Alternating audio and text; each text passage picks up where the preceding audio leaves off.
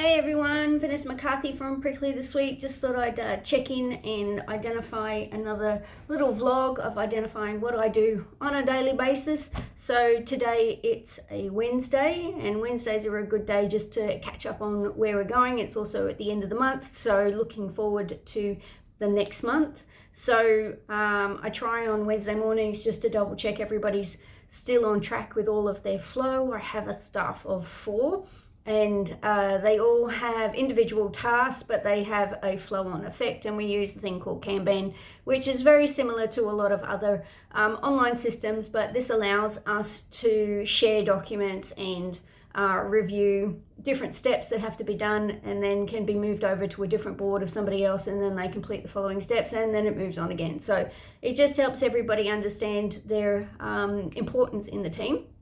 So there's a number of units that are going through our system at the moment and being updated, and also we have some big clients come on board, so there'll be some other units coming through for different qualifications that we hadn't had before, which is fantastic.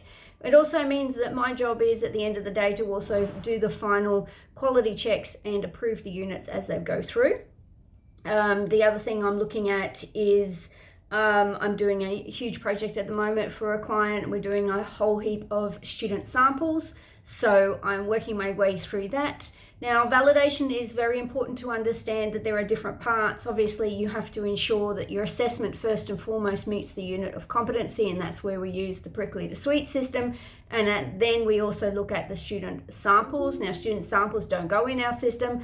We are actually looking at that manually, and it's a really important task to understand the difference between the two. Because it needs that appropriately qualified person to look at those samples. Now, when you have a look at the standards, it says assessment system.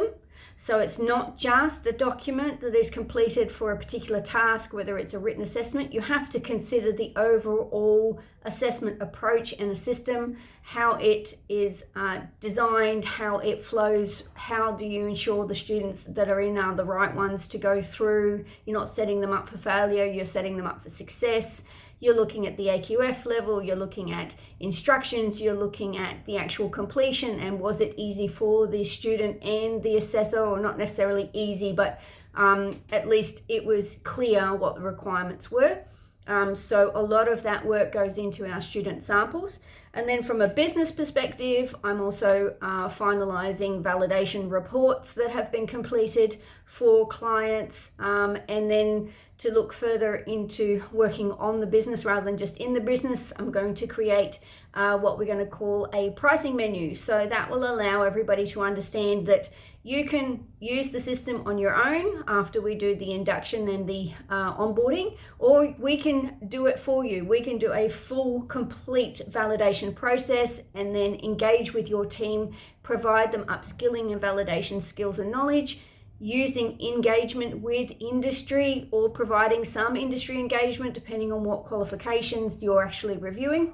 But we always encourage people just to come and have a chat with us. We're more than open to having conversations. And then obviously I've also got some other marketing things that I do. I want to make sure that banners are up to date. We've got brand new logos. So this is an old logo you can see on my shirt.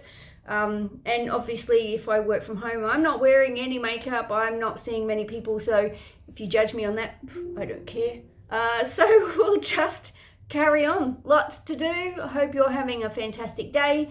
I'm going to try and do a lot more recording, and I look forward to the time where you are seeing me without these glasses on. Talk to you soon.